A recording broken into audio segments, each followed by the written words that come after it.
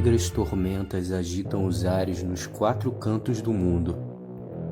Negra é a cor da bandeira anarquista criada pela revolucionária francesa Louise Michel no século XIX. O negro representa a luta, sendo o oposto da bandeira branca, a rendição. Mas, muito além disso, ela também significa o internacionalismo, em oposição ao Estado e suas fronteiras artificiais, sustentados pela crença do nacionalismo. Parece absurdo falar contra o nacionalismo, porque desde pequenos fomos ensinados a cantar o hino nacional e a jurar a bandeira. Nas escolas, nos é ensinado que as cores da nossa bandeira, verde, azul e amarela, representam as selvas e as riquezas desse pedaço de terra cercado por uma linha imaginária chamada Brasil.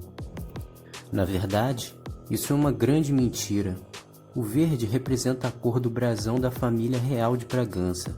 Já o amarelo é a cor da dinastia de Habsburgo, que governava a Áustria, a terra natal da imperatriz Leopoldina.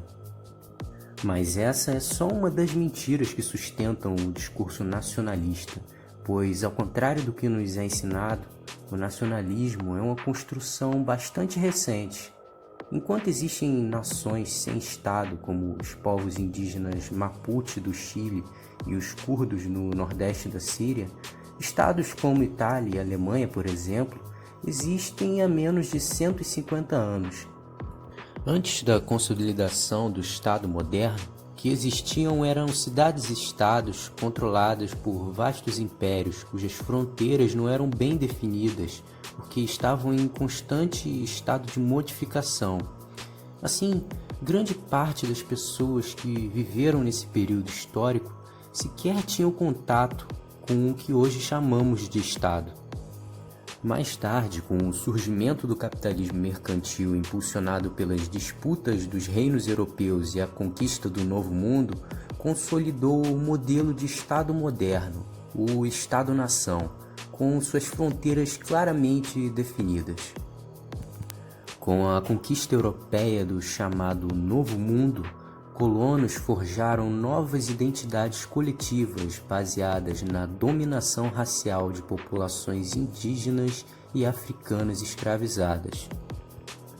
As consequências desse processo genocida de consolidação do Estado moderno podem ser claramente percebidas nos conflitos que ocorrem até hoje em regiões da África subsaariana. Tribos que antes viviam em seus espaços, além de sofrerem com a desumanização do tráfico humano, foram colonizadas e, consequentemente, lhes foi imposta o modelo de Estado-nação moderno, com os europeus partilhando entre si o território africano, com fronteiras por eles definidas. Por esses motivos, os atos anarquistas de destruição de símbolos nacionais vão muito além de simples expressões de rebeldia sem causa. Estes atos representam um ataque à sacralização do Estado. Sacralidade essa que no passado era atribuída aos monarcas de impérios absolutistas, mas que hoje mudou com o surgimento do Estado-nação. Agora, o Estado como um todo foi idealizado e elevado a um nível divino, com seus hinos, suas cerimônias, seus cultos a símbolos e figuras que representam uma visão higienizada da história.